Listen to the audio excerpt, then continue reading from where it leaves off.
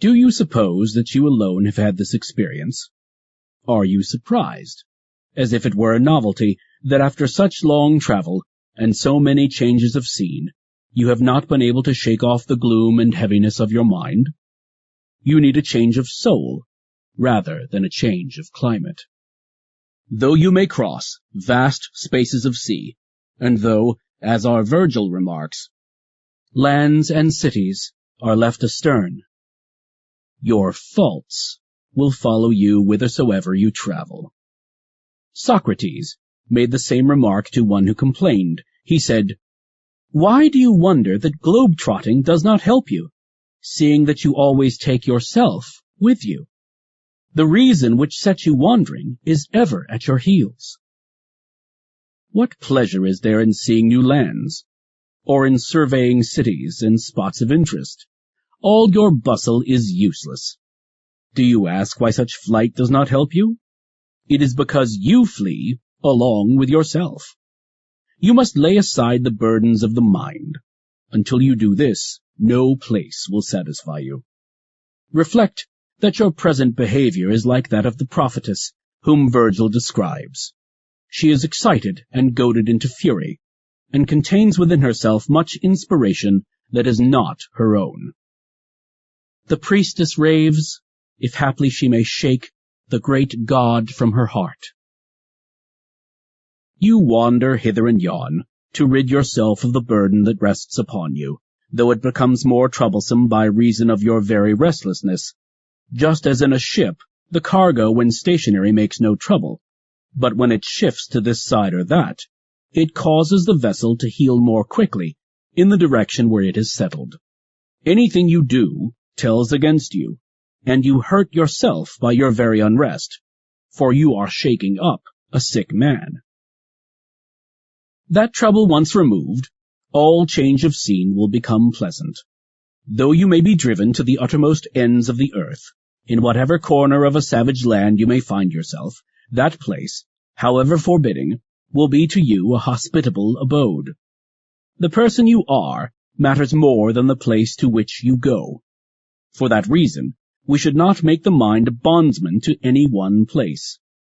Live in this belief: I am not born for any one corner of the universe.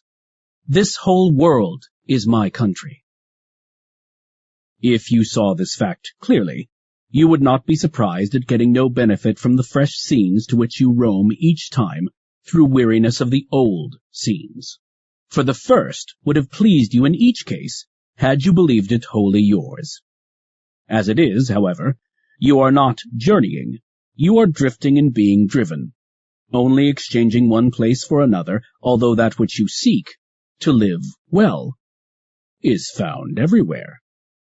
Can there be any spot so full of confusion as the Forum? Yet you can live quietly even there if necessary.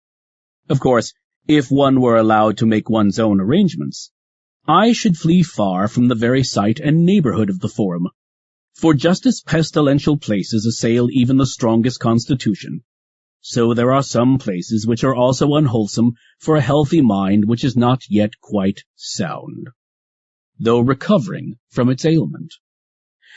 I disagree with those who strike out into the midst of the billows and, welcoming a stormy existence, wrestle daily in hardihood of soul with life's problems.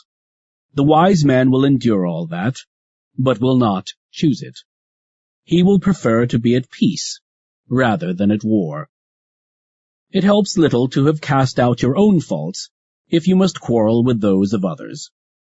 Says one, "There were 30 tyrants surrounding Socrates, and yet they could not break his spirit." But what does it matter how many masters a man has? Slavery has no plural, and he who has scorned it is free, no matter amid how large a mob of overlords he stands. It is time to stop, but not before I have paid duty. The knowledge of sin is the beginning of salvation. This saying of Epicurus seems to me to be a noble one, for he who does not know that he has sinned does not desire correction. You must discover yourself in the wrong before you can reform yourself. Some boast of their faults.